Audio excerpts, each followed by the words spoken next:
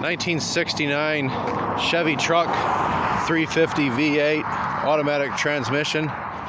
Looks pretty good. It's a Peggy's Classic Cars between Oregon City and Canby, a 99E. Can't really see a whole lot of rust on it. They're asking $7,000 for it, I believe it says online. Let's see if it's open here. Yep, it's open. I think it has like 105,000 or 110,000 miles on it.